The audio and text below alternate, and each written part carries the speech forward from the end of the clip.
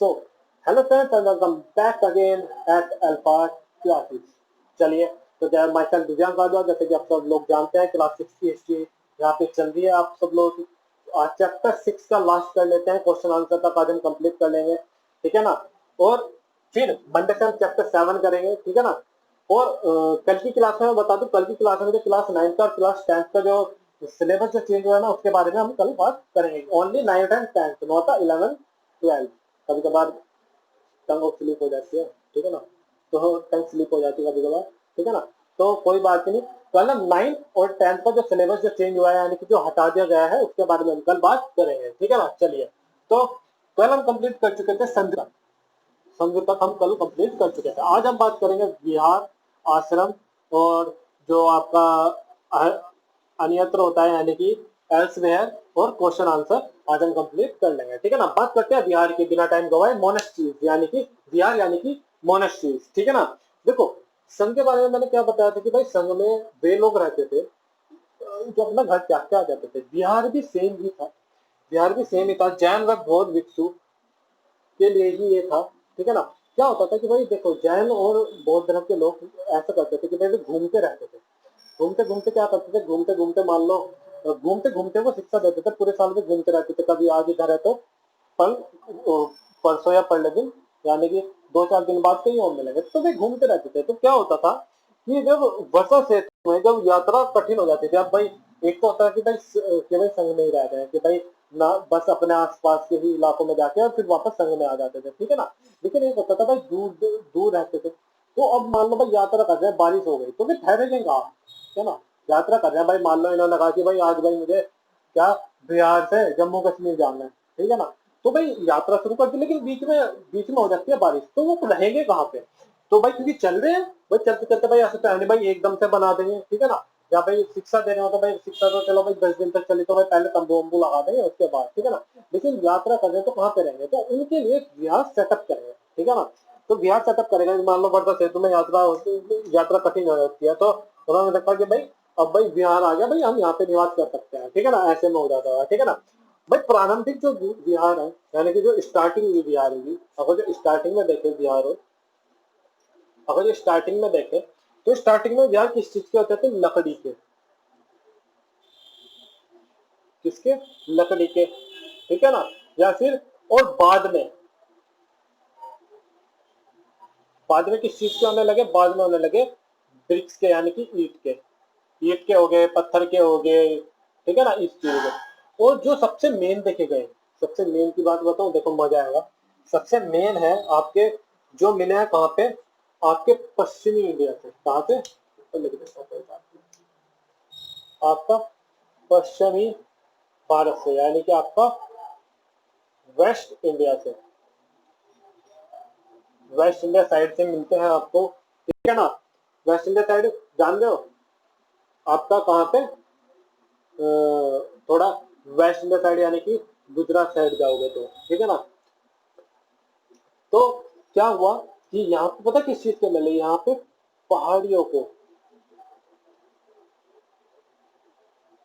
को खोद के बनाए।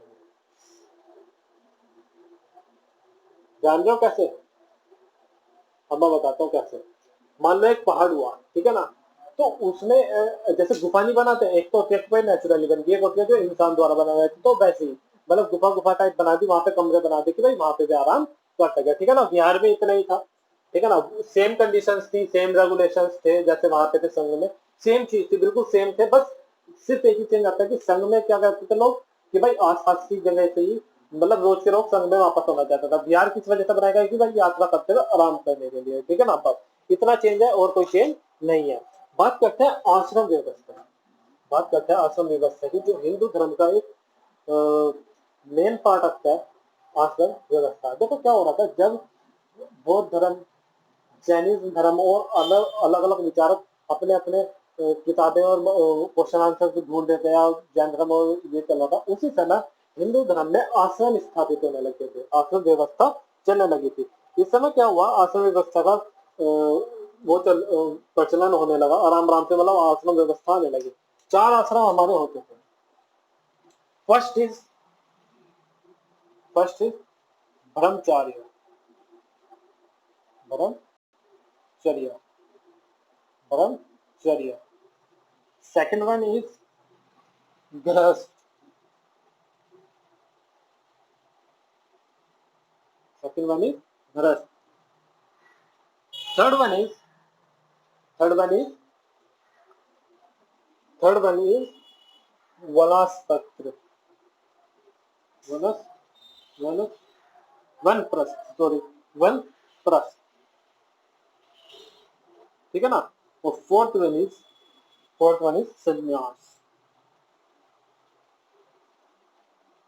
Fourth one is sanyasa. अब देखो, वैसे तो नाम से पता लग रहा है भाई क्या क्या है, ठीक है ना, बताने की जरूरत नहीं है, लेकिन फिर भी हम बता देते हैं, ठीक है ना। पहली बात कर लेते हैं कि आश्रम का यहाँ पे मीनिंग क्या था। आश्रम का वाला मीनिंग नहीं, जैसे कि आज के टाइम पे भाई इस वाले आश्रम, ये वाला नहीं। यहाँ पे आश्रम का मीनिंग है, यहाँ पे हम बात कर रहे हैं, यहाँ पे आश्रम का मीनिंग होता है, यहाँ पे आश्रम का मीनिंग है जीवन के चरण।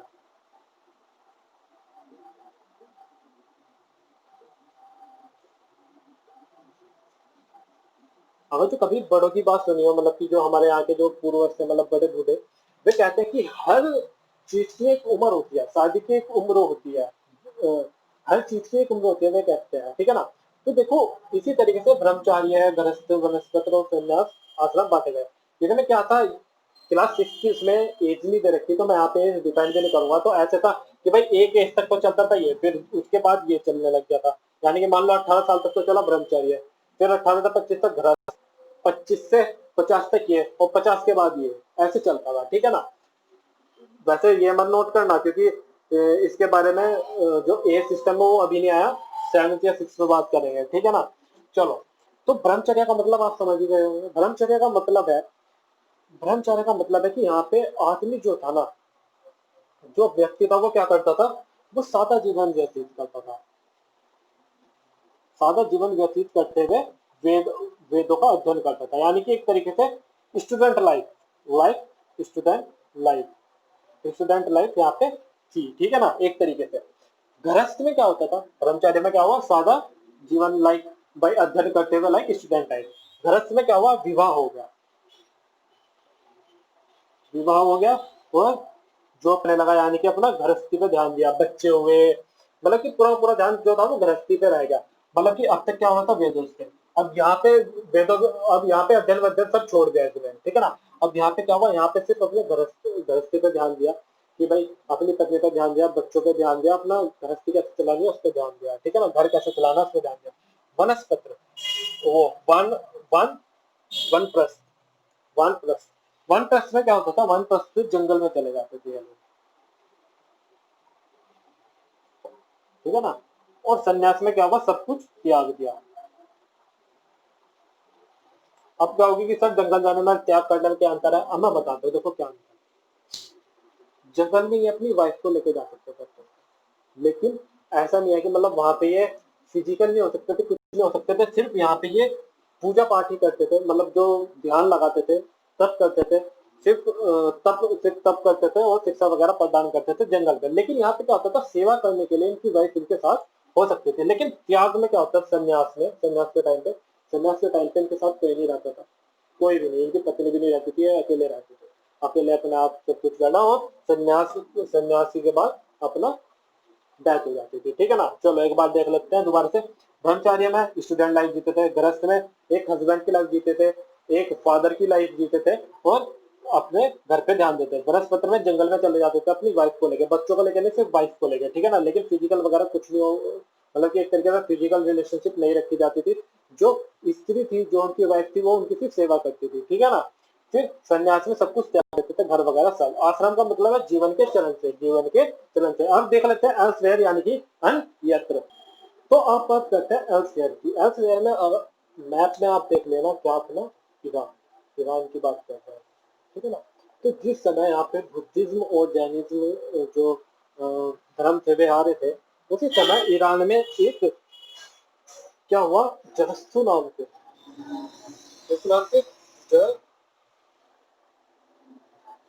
जरथुस्त्र, जरथुस्त्र, जरथुस्त्र नाम के एक ईरानी पैगंबर थे। इन्होंने अपनी शिक्षा देना शुरू किया। इनकी शिक्षा का जो संकलन है वो मिलता है जैन व्यवस्था पुस्तक से। कौन सी पुस्तक, नाम क्या है पुस्तक का? जैन व्यवस्था। जैन व्यवस्था का नाम ध्यान रखना बहुत ज्यादा, जैन अवस्था। पता नाम ध्यान रखने के लिए पता क्यों बोल रहा हूँ, नाम ध्यान रखने के लिए पता क्यों बोल रहा हूँ, क्योंकि ये किताब ना हमारे वेदों से बहुत सिमिलर है। जो बात वेदों में लिखी है वो इसमें भी मिलती है, मतलब कि बहुत ज्यादा सिमिलर है। ऐसा मानो कि 50% नहीं 50% से ऊपर सिमिलर मिलती है इनकी बातें, ठीक है ना। तो ठीक है ना। तो इन्होंने क्या शिक्षा दी, जरस्तु की शिक्षा की बात करें कि भाई इन्होंने क्या शिक्षा दी, तो इनकी एक मूल शिक्षा सूत्र था सदविचार, सदवाचन, सदवाचन और सदकार्य, यानी कि अच्छे विचार, अच्छा कार्य और अच्छा वचन हमें करने चाहिए, ठीक है ना। फिर इनकी एक और शिक्षा थी, इन्होंने कहा हे ईश्वर, बल, सत्य प्रधानता एवं सदा विचार प्रदान कीजिए जिनके जरिए हम शांति बनाए रख सके, ठीक है ना। क्या कहा?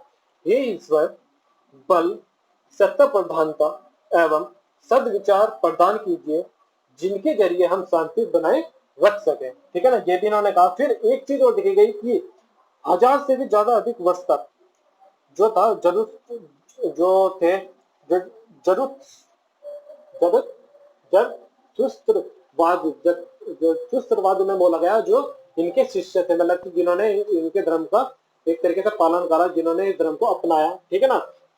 जो वे थे वे वे ईरान में रहे करीबन हजार हजार साल से ज्यादा। लेकिन फिर बाद में क्या देखा गया, जो जरूर जो जरूर जो जरथुस्त्रवादी थे, जो जरथुस्त्रवादी थे, ये बाद में ईरान से आके हमारे जम्मू कश्मीर और महाराष्ट्र में बच गए। जो आज के पूर्वज हैं पारसी लोगों के, आज के पूर्वज हैं वे लोग, आज के पारसियों के पूर्वज हैं, ठीक है ना। ध्यान रखना। ये हो गया आपका यहाँ पे खत्म, ठीक है ना। आज के लिए इतना ही, नहीं सॉरी सॉरी सॉरी सॉरी, आज के लिए इतना नहीं, क्वेश्चन आंसर आ गए, क्वेश्चन आंसर आ गए भाई,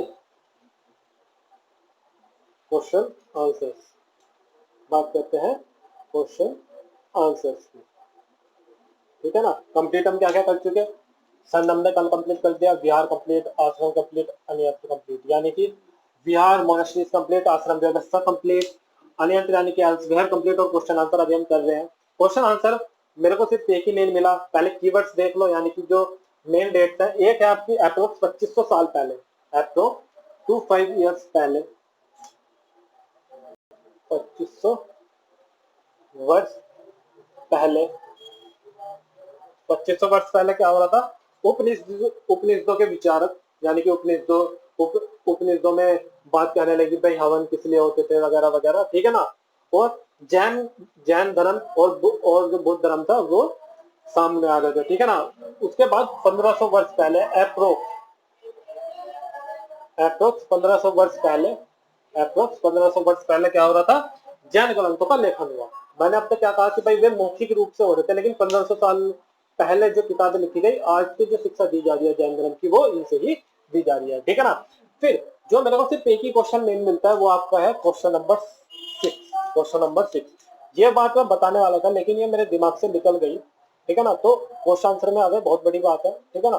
क्वेश्चन नंबर 6 में देख रहा हूं, उन्होंने कहा कि भाई जो दास थे, क्या दासों का भी इतना ही आराम से हो जाता था सैन्य में प्रवेश जितना कि दूसरे आदमी आ जाते थे? भाई दूसरे आदमियों क्या आता था, उन्होंने घर जागा और सैन्य में प्रवेश कर दिया, लेकिन दासों का और स्त्रियों का ऐसा नहीं था। किस किसका नहीं था?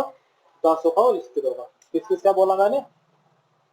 दासों का और स्त्रियों का। इनमें क्या था, दासों को तो अपने जो इनके ओनर रहते थे, मतलब जिनके घर ये काम कर रहे थे, उनसे परमिशन लेनी पड़ती थी। स्त्रियों को अपने पतियों से परमिशन लेनी पड़ती थी, तब ये जाके संघ में प्रवेश कर पाते थे, ठीक है ना। और सबका क्या था भाई, चलो भाई घर त्याग दे चल दिए, जो बड़े थे यानी कि जो क्षत्रिय वगैरह थे वे सब, क्षत्रिय ब्राह्मण वगैरह। लेकिन यहाँ दासों का और स्त्रियों का थोड़ा कंडीशन वीक थी। स्त्रियों को जब तक उनके हस्बैंड ना बोल दे तब तक वे नहीं जा सकते थे, और दासों को जब तक उनके ओनर्स ना बोल दे, यानी कि उनके मालिक ना बोल दे जिनके घर पे वो काम करते थे, तब तक वे नहीं जा पाते, ठीक है ना। आज के लिए इतना ही, मंडे से शुरू करेंगे चैप्टर नंबर 7, ठीक है ना। Thank you, have a nice day, stay home stay safe. और एक इंपॉर्टेंट बात मैं बोल दूं, ठीक है। तो एक चीज मैं ये बोलना चाह रहा था कि जैसे कि आप सब लोग जानते हैं कि ऑफलाइन और ऑनलाइन जो है ट्यूशन क्लासेस हम स्टार्ट कर चुके हैं, ठीक है ना।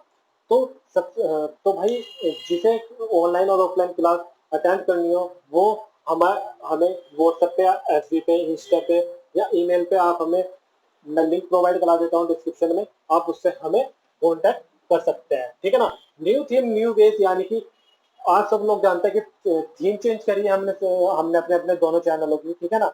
और जिसे प्रमोट कर रहे हैं ऑफिशियल OHAC ग्रुप, ठीक है ना। तो थीम चेंज हुआ, तो थीम चेंज होने का मतलब ये था कि थोड़ा चेंज लाए। तो चेंज में ये है ऑनलाइन और ऑफलाइन क्लासेस। ऑनलाइन देखो कैसे, ऑनलाइन कोई भी बच्चा ले सकता है, कोई सी भी सब्जेक्ट के ले सकता है, चाहे वो कॉलेज में हो चाहे वो स्कूल में हो, ठीक है ना। बात कर लीजिए, आप व्हाट्सएप पे कॉन्टेक्ट कर सकते हैं, एफबी पे, इंस्टा पे या मेल पे, या मेरा नंबर है 8958252638, 8958252638, 8958252638। आप मेरे को कॉन्टेक्ट कर सकते हैं, ठीक है ना। कॉल अटेंड नहीं होगी तो मिस कॉल आप मार सकते हैं, आपको कॉल आ जाएगी, ठीक है ना। तो ऑनलाइन और ऑफलाइन क्लासेस हम यहाँ पे स्टार्ट कर रहे हैं। ऑफलाइन क्लासेस कहाँ पे होंगी, जैसे कि भाई मान लो मेरा जो एरिया है, लाइक मैं मुजफ्फरनगर के एक क्षेत्र में रहता हूँ, गांव में, विलेज में, नगर पंचायत में, नगर पंचायत नौकरेड में, तो उसके आसपास जितने भी बच्चे हैं वो मेरे से आके ऑफलाइन क्लासेस ले सकते हैं। मेरठ में ले सकते हैं, कोटद्वार में आप ले सकते हैं, ठीक है ना। तो दिल्ली में आप ले सकते हैं, ठीक है ना। जो दिल्ली के आसपास का एरिया होगा या मेरठ के आसपास का एरिया होगा, वहां को आप पे मिल जाएगी, ठीक है ना। कोटद्वार में आपको मिल जाएगी क्लासेस, ठीक है ना। ऐसा नहीं होगा देखो कि अगर आप ये सोच रहे हो कि भाई वहां हर चीज होगी, नहीं। एक होता है टीचर कि भाई ध्यान देगा आप, आपको क्लास पे कुछ समझ में नहीं आएगा तो वो समझा देगा, लेकिन जो क्लास होगी वो यहाँ से ऑनलाइन भी मिलेंगे आपको और आपको ऑफलाइन भी वहां मिलती रहेगी, ठीक है ना। भाई कोई दिक्कत है तो ऑफलाइन, वरना ऑनलाइन जैसे मान लो मैं हिस्ट्री हूँ तो हिस्ट्री में ही पढ़ाऊंगा, तो मैम कोटद्वार में रहते हैं तो वो नहीं पढ़ाएंगे, ठीक है ना। तो आप हमें कॉन्टेक्ट कर सकते हो। और हाँ भाई, जो ये ऑनलाइन और ऑफलाइन जो दोनों ही क्लासेस फ्री है for economically weak student, free for economically weak student. तो अगर जो भाई आपको लग रहा है कि भाई फ्रॉड है या कुछ, तो मैंने अपना नंबर भी आपको दिया है, ठीक है ना। तो जो इसी नंबर पे बात होने के बाद इसी नंबर से आपको मैसेज भी आएगा जिस अकाउंट में आपको पैसे डालने हैं, ठीक है ना। फ्री है इकोनॉमिकली वीक स्टूडेंट्स के लिए। भाई जो क्या कहते हैं, अगर जो आपको नहीं लेनी तो कोई बात नहीं, लेकिन कुछ बच्चे ऐसे होते हैं जो पढ़ना चाहते हैं लेकिन उन पे पैसे नहीं होते, सिर्फ कॉलेज की फीस दे सकते हैं या स्कूल की फीस दे सकते हैं, वो ट्यूशन फीस अफोर्ड नहीं कर सकते, तो वे हमारे से कॉन्टेक्ट कर सकते हैं। और ठीक है ना, उन्हें हम फ्री एजुकेशन प्रोवाइड करेंगे, ठीक है ना। 8958252638 मेरा नंबर है, आप उन्हें देख सकते हैं, ठीक है ना। मिस कॉल भी मार देंगे तो मैं कॉल करके अपने आप बात कर लूंगा। भाई देखो, हमारी टीम का मानना क्या है कि स्टडी हाउस पे किसी का हक नहीं है, ठीक है ना। It's not a business, study business नहीं होता, ठीक है ना। हाँ भाई, जीविका चलाने के लिए थोड़ा सा भाई हमें भी चाहिए, ठीक है ना। लेकिन ये नहीं कि हम लूट रहे हैं। भाई देखो, जितना जितना हम कर सकेंगे उतना ही करेंगे। मान लो मैं मान रहा हूँ भाई, एक कहने का मतलब है महीने का खर्चा मान लो 30,000 है, ठीक है ना। सब चीजें 30,000 है, ठीक है ना। मतलब ये खर्चा है। थोड़ा सा भाई मैं अपनी सेविंग करूँ तो 10,000, ठीक है ना। मैंने इंस्टीट्यूट खोल रखा तो चलो भाई 40,000 आ गए, ठीक है ना। लेकिन इंस्टीट्यूट वाले क्या करते हैं भाई, आपसे लेते हैं साल के 90-90 30-30 हजार रुपए, तो वो नहीं करेंगे। मतलब लूटने वाली चीजें बिजनेस ही नहीं बनाते, मतलब इतना कि भाई हमारा भी काम चल जाए और हम आप लोगों को भी दे सके। इसी वजह से मैं कह रहा हूँ कि भाई कुछ बच्चे ऐसे होते हैं जो इकोनॉमिकली वीक होते हैं, तो उन्हें हम अपनी अपनी साइड से पढ़ाएंगे, ठीक है ना। उसकी उन्हें प्लीज इन्फॉर्म कर दीजिए जो भी बच्चे ऐसे हैं, ठीक है ना। आज के लिए इतना ही। ऐसा हो सकता है कि आपको मेरी क्लास पसंद आए और हमारे जो अल्फा क्लासेस के जो मेंटर्स हैं आपको उनकी क्लासेस जो है पसंद आए। लिंक मैं आपको प्रोवाइड करा देता हूँ व्हाट्सएप, एफबी, इंस्टा और इंस्टा का, ठीक है ना। मेल भी आपको प्रोवाइड करा देता हूँ। अब देखो जो नोट्स है ना भाई, जो नोट्स है वो व्हाट्सएप ग्रुप पे और एफबी ग्रुप पे रोज डल रहा है, एफबी पेज पे। इंस्टा पे नोट्स प्रोवाइड नहीं हो पाते, लेकिन जो क्विक नोट्स होते हैं ना, लाइक कि भाई सामने देखा और आ गया याद, ऐसे वाले क्वेश्चन आंसर वगैरह हम इसमें पूछ रहे हैं, मेल में आपको प्रोवाइड करा रहा हूँ कि अगर बाई चांस आप व्हाट्सएप पे या एफबी पे नहीं चाहते तो आप हमें मेल पे बोल सकते, अपना मेल प्रोवाइड करा दीजिए यूट्यूब में ही, वहां पे आपको नोट्स पहुंच जाएंगे, ठीक है ना। चलो, और हाँ, जो हमारे एफबी वगैरह जो है, ईमेल दोनों का अलग अलग है, अल्फा क्लासेस का अलग है और ओनली हिस्ट्री का अलग है। ओनली हिस्ट्री का है दिव्यांश भारद्वाज 006@gmail.com, लिंक में डिस्क्रिप्शन में होगा।